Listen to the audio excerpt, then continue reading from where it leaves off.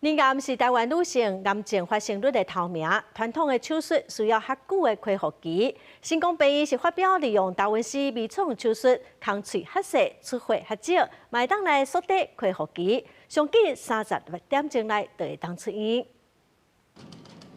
乳癌是台灣女性癌症發生的第一名。雖然目前早期乳癌5冬內的存活率將近90%，不過患者的煩惱敢有提升去，也會煩惱手術後乳房敢會變形。成功病院拜五發表上新的醫療技術，用達文西微創手術，好處是空喙敢若3公分，出血量少。復原緊，就是用細的空喙去做大的代誌，通常48小時，甚至也可以36小時就出院。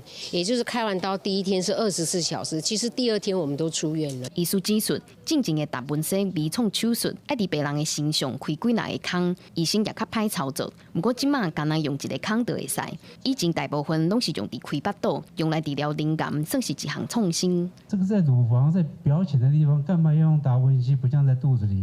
對不起，有一個傷口對任何人都是一個很大的負擔。